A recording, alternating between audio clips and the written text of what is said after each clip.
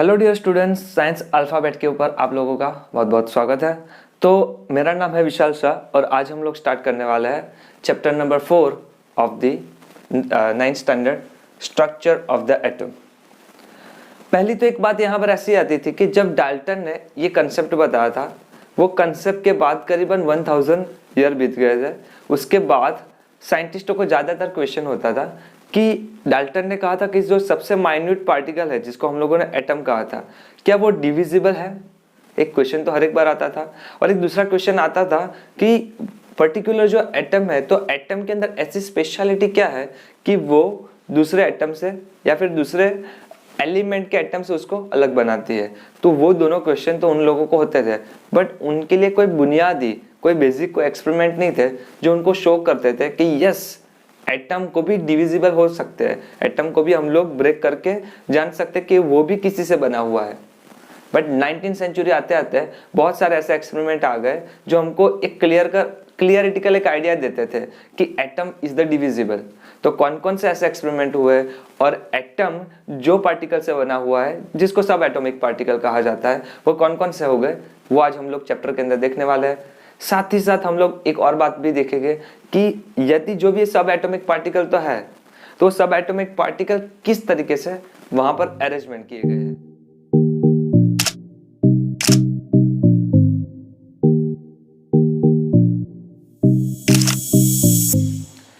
अभी हुआ इस तरीके से कि साइंटिस्टों ने देखा है कि जब कोई भी दो ऑब्जेक्ट होता है उसको रब किया जाता है, जैसे कि फॉर एन एग्जांपल आप स्केल ले लेते हैं और अपना हेयर ले लेते हैं, दोनों को ऐसा करेंगे तब रब हो जाता है। आप रबर ले लेते हैं और आप उसके ऊपर स्केल से करते हैं, या फिर आप कपड़ा कोई ले लेते हैं और एक रबर ले लेते हैं, तब ध्यान से देखते हैं तब ऐसा मालूम होता है कि जब दो कोई भी ऑब्जेक्ट होता है उसको रबिंग किया जाता है, जब दो ऑब्जेक्ट को रब किया जाता है तो दे बिकम इलेक्ट्रिकली चार्ज्ड हो जाता है, तो दोनों इलेक्ट्रिकली चार्ज हो जाता है। क्वेश्चन आता है कि ये चार्ज उसके ऊपर आया कहाँ से। साइंटिस्टों को क्वेश्चन हुआ कि ये चार्ज आया किस तरीके से, कुछ तो इसके अंदर तो होना चाहिए, क्योंकि मेरे पास जो भी सब्सटेंस था उसके अंदर एटम थे, पर वहां पर एटम न्यूट्रल होता था, तो चार्ज वहां पर किस तरीके से आया। तो उसके रिगार्डिंग सबसे पहले तो यहाँ पर बात करें तो 19th सेंचुरी के अंदर जे थॉमसन साइंटिस्ट ने ये जो बातें हो रही थी, उसके बाद 19th सेंचुरी के अंदर जे थॉमसन ने कहा कि जो एटम है उसके अंदर एक सब एटॉमिक पार्टिकल है। सिर्फ जे थॉमसन का एक अकेले का कंट्रीब्यूशन नहीं था, बहुत सारे साइंटिस्ट थे, पर जे थॉमसन का एक बताने की बात सब लोगों को समझ में आ गई और सब लोग मानने लगे कि नहीं, वो बात सही है। दिमाग में सब लोगों को उतरती थी, बहुत इजीली एक्सप्लेनेशन भी वो करती थी कि हाँ, कुछ ऐसा ऐसा हो रहा है एक्सपेरिमेंटली और आप जो बता रहे हो कुछ ऐसी ही बात है। तो उन्होंने कहा कि अभी तक हम लोग जो डाल्टन को फॉलो करते थे, डाल्टन बाबा जिंदाबाद, पर अभी थोड़ी बहुत बात को चेंज करने की जरूरत पड़ गई है, क्योंकि ये कुछ क्लियर बताता है कि उसके अंदर कुछ चार्ज्ड है, कुछ इलेक्ट्रिकली वो चार्ज्ड है। तो एटम क्या है, तो एटम के अंदर एक सब एटॉमिक पार्टिकल है और वो सब एटॉमिक पार्टिकल है, उसको नाम दे दिया इलेक्ट्रॉन, और उसके ऊपर जो चार्ज था उसको कह दिया नेगेटिव चार्ज। तो उन्होंने नाम दे दिया किसके अंदर जो भी पार्टिकल है, दैट इज द इलेक्ट्रॉन, और उसका जो चार्ज है वो नेगेटिव चार्ज है, हैव नेगेटिव चार्ज, या फिर -1 चार्ज कह सकते हैं, माइनस चार्ज कह सकते हैं। तो जे थॉमसन बेसिकली हम लोग ऐसा कह सकते हैं कि हु डिस्कवर द इलेक्ट्रॉन, तो सिंपली जे थॉमसन का नाम आ जाएगा, क्योंकि उन्होंने इलेक्ट्रॉन की डिस्कवरी किया, कि उन्होंने बताया कि एटम के अंदर जो सब एटॉमिक पार्टिकल है उसमें से एक सब एटॉमिक पार्टिकल से बना हुआ है। उस दौरान तो वही कहा कि सब एटॉमिक पार्टिकल है, तो वो क्या है, वो इलेक्ट्रॉन है। बात खत्म। तो सब लोगों को समझ में आया कि बात सही है कि इलेक्ट्रॉन की वजह से उसके ऊपर चार्ज होता है। पर उसके पहले ही यहाँ पर टाइम था 1886, तब ई गोल्डस्टीन नेम जो साइंटिस्ट थे, उन्होंने एक एक्सपेरिमेंट किया। एक्सपेरिमेंट कुछ इस तरीके से था कि उन्होंने एक ट्यूब ले लिया और वो वैक्यूम ट्यूब होती है। वैक्यूम के बारे में आप अच्छी तरीके से अभी तक जान गए होंगे, केमिस्ट्री में थोड़ी बहुत बात है वैक्यूम के रिगार्डिंग पढ़ी होगी। वैक्यूम का मतलब होता है कि वहाँ पर प्रेशर कुछ होता नहीं है या फिर नेगेटिव प्रेशर के फॉर्म पर हम लोग चल सकते हैं। तो यहाँ पर उन्होंने एक वैक्यूम ट्यूब ले लिया और उसको यहाँ पर वैक्यूम कंटिन्यू करने के लिए उन्होंने उसको वैक्यूम पंप से जुड़ा।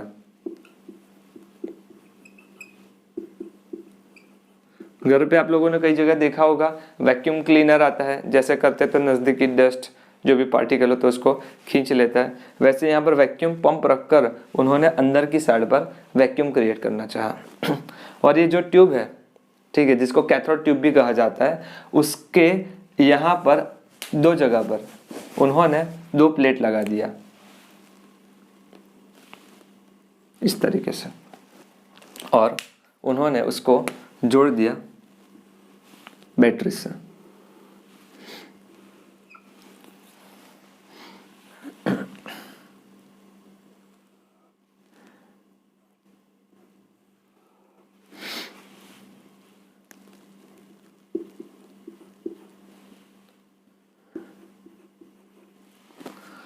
उन्होंने उसको जोड़ दिया बैटरी से, और ये प्लेट का ऑब्वियसली एक सिंबल हो जाएगा प्लस, एक हो जाएगा माइनस।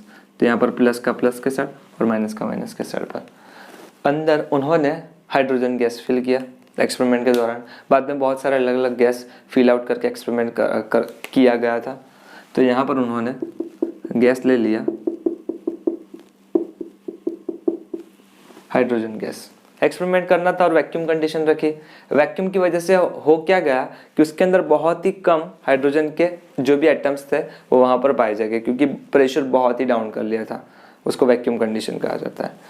अभी जब उन्होंने यहाँ पर एक्सपेरिमेंट किया तो एक्सपेरिमेंट के नतीजे ऐसे मिले कि उनको यहाँ पर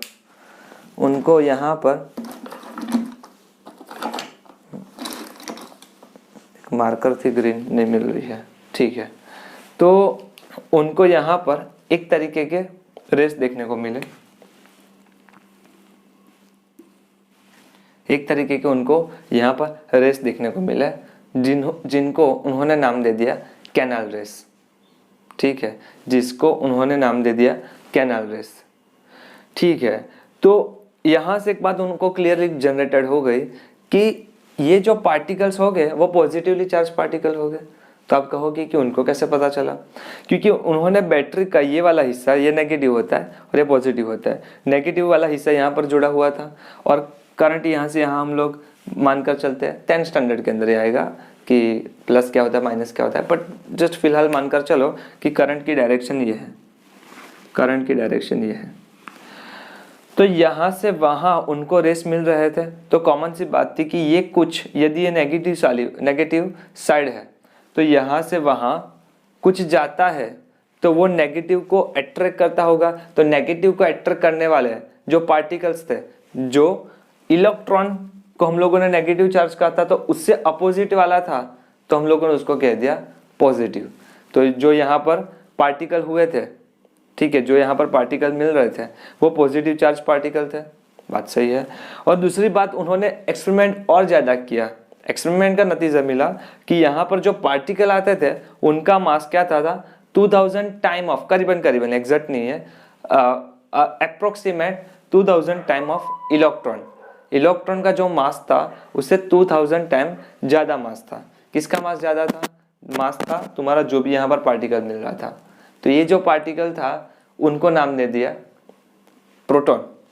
तो यहाँ पर अपने को फिर पता चला कि जो जे थॉमसन कह रहे हैं बात सही है, पर सिर्फ अकेला नहीं है, उसके अलावा भी ऐसे बहुत दूसरे पार्टिकल है, उनमें से एक पार्टिकल पता चला, दैट इज द प्रोटॉन।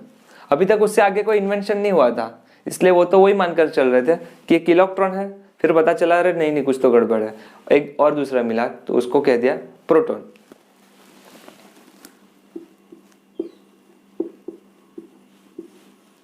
तो दूसरा अपने लोगों को पार्टिकल मिल गया, एक हो गया था इलेक्ट्रॉन और एक हो गया था प्रोटॉन। और मैंने कहा कि इसका चार्ज नेगेटिव है, उसका चार्ज है पॉजिटिव। अब जाकर साइंटिस्टों को थोड़ा बहुत तसल्ली हुई कि हाँ अब सही है, हम लोग जो एटम को कहा करते थे कि न्यूट्रल है, तो ऑब्वियसली न्यूट्रल होगा क्योंकि एक नेगेटिव चार्ज वाला है इलेक्ट्रॉन्स और एक है पॉजिटिव चार्ज वाला। तो सिंपली हम लोग ऐसा मानकर चल सकते हैं यहाँ पर कि atom is the combination, atom is the combination. किसका कॉम्बिनेशन होगा? एक होगा प्रोटॉन और एक दूसरा हो जाएगा electron, proton plus electron. Clear है? तो यहां से ये बात क्लियर हो जाती है कि एटम न्यूट्रल क्यों होगा, क्योंकि पॉजिटिव चार्ज करने वाला प्रोटॉन होगा, नेगेटिव चार्ज करने वाला इलेक्ट्रॉन होगा। और ये बात भी क्लियर हो जाती है कि ये इलेक्ट्रिकली चार्ज होते हैं क्योंकि जब मैंने उसको रब किया तब उसके ऊपर कुछ चार्ज मिला। तो एक्सपेरिमेंट के एक रिजल्ट और भी मिला कि इलेक्ट्रॉन को हम लोग एटम में से बाहर निकाल सकते हैं, जबकि प्रोटॉन को निकालना थोड़ा डिफिकल्ट है। तो क्या है, थोड़ा जानने की कोशिश करते हैं। आई होप कि आप लोगों ने ये बेसिक बातें लिख लिया हो, और नहीं लिखा है तो वीडियो को पॉज कर दो और उसको लिख दो, फिर हम लोग आगे जाते हैं। तो देखो जरा आगे,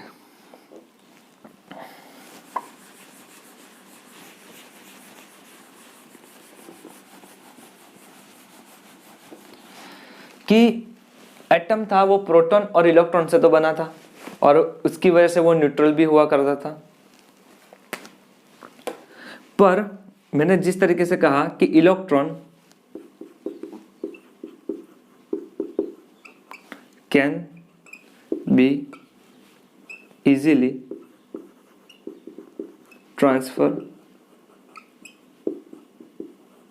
इलेक्ट्रॉन को हम लोग इजीली ट्रांसफर कर सकते थे या फिर एटम में से उसको बाहर निकाल सकते थे, और जो प्रोटॉन था उसको इजीली बाहर नहीं निकाल सकते थे, और उस वक्त में तो पॉसिबल ही नहीं था। सिंपली बेसिक्स के बताओ तो सिंपल ही उसको बाहर नहीं निकाल सकते थे। तो एक बात साइंटिस्टों को लगा कि इलेक्ट्रॉन क्या हो गया, एक तो पहले तो छोटे छोटे पार्टिकल्स थे, क्योंकि जो प्रोटॉन था ये मास लिखा है तो भी मास को प्रोटॉन के फॉर्म में चल सकते हैं, मास ऑफ प्रोटॉन।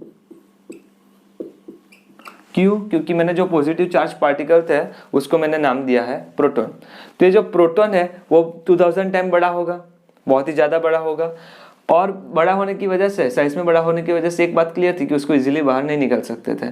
तो साइंटिस्ट के दिमाग में दो पहलू थे, दो क्वेश्चन आते थे कि एक तो पॉसिबल है कि वो भारी है, हैवी है तो निकाल नहीं सकते। दूसरा पॉसिबिलिटीज ऐसा होगा कि मेरा जो प्रोटॉन होगा वो एटम के इनसाइड की बात होगी, जबकि इलेक्ट्रॉन एटम से बाहर की साइड पर हो जाएगी। लेट्स कंसीडर करो कि इजीली ट्रांसफर होता था, सो पॉसिबल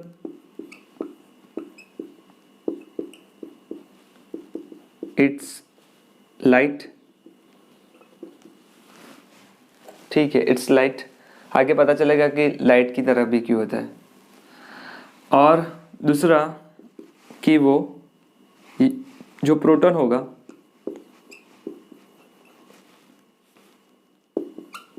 नॉट इजीली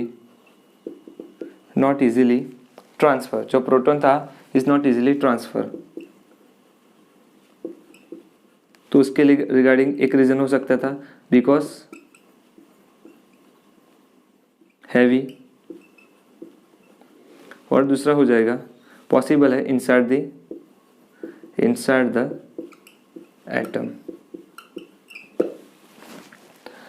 यहाँ तक सब लोगों को क्लियर हो गया होगा कि प्रोटॉन और इलेक्ट्रॉन की कहानी क्या थी, कि प्रोटॉन वेट में बहुत क्या है, लाइट वेट में बहुत स्मॉल वेट है, जबकि उसके करस्पॉन्डिंग जो प्रोटॉन है वो बहुत हैवी है। एक सिंपल फंडा से समझे, आप लोगों को पता है कि अर्थ के हिसाब से सन बहुत ही बड़ा है, तो वैसे कुछ यहाँ पर माहौल है कि तुम्हारा जो इलेक्ट्रॉन होगा कुछ इतना छोटा होगा, जबकि तुम्हारा प्रोटॉन होगा इतना बड़ा होगा। करीबन आप समझ सकते हो कि इसको मैं थोड़ा ज़्यादा मास में कंसिडर कर लो तो ये तुम्हारा प्रोटॉन होगा, जबकि ये इलेक्ट्रॉन होगा। पर दो बातें यहाँ पर आती थी कि दोनों में से पॉसिबिलिटीज किसको लिया जाए, कि इधर ऐसा तो है कि प्रोटॉन भारी है, इसकी वजह से बाहर भले है पर उसको बाहर नहीं निकाल सकते, और इलेक्ट्रॉन छोटा है वेट में तो इसकी वजह से उसको इजीली बाहर निकाल सकता है। या फिर दूसरी पॉसिबिलिटीज है कि प्रोटॉन अंदर की साइड पर है, इलेक्ट्रॉन बाहर की साइड पर है, कुछ पता नहीं चल रहा था, बहुत सारा कन्फ्यूजन था। दूसरा ऐसा भी हो सकता है कि वो इधर की इधर कोई भी तरीके से डिस्ट्रीब्यूटेड होते थे। तो यहाँ तक सब लोगों को क्लियर हो गया था कि साइंटिस्टों को कि हाँ ये बात है कि एक इलेक्ट्रॉन है और एक प्रोटॉन है, पर उनका डिस्ट्रीब्यूशन किस तरीके से होगा, किस तरीके से वो एटम के अंदर जुड़े हुए होंगे, वो बात उन लोगों को क्वेश्चन कर रही थी। उन दिनों के बीच में एक और पार्टिकल भी जानने को मिला, और अभी तो बहुत सारे अलग अलग पार्टिकल्स मिल गए। सिर्फ ऐसा नहीं है कि सिर्फ प्रोटॉन और इलेक्ट्रॉन है, बट आपके 9th स्टैंडर्ड के हिसाब से वो बात ठीक है, प्रोटॉन और इलेक्ट्रॉन है। पर प्रोटॉन, इलेक्ट्रॉन और न्यूट्रॉन, एक तीसरा आता है न्यूट्रॉन। तो आप कहोगे कि सिर्फ न्यूट्रॉन है तो क्या करेंगे, न्यूट्रॉन का कोई चार्ज ही नहीं है।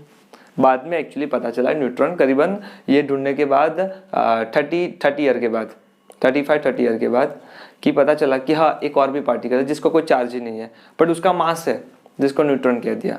तो हम लोग वो भी जानेंगे, और साथ साथ वो भी जानेंगे कि उसका डिस्ट्रीब्यूशन किस तरीके से हुआ करता था। तो ठीक है, तो नेक्स्ट लेक्चर के अंदर हम लोग मिलते हैं और जानने की कोशिश करेंगे कि ये डिस्ट्रीब्यूशन कैसे हुआ, और दूसरी कौन कौन सी यहाँ पर पॉसिबिलिटीज उन लोगों को जानने को मिली। ठीक है, तो देखते रहिएगा और मिलते हैं।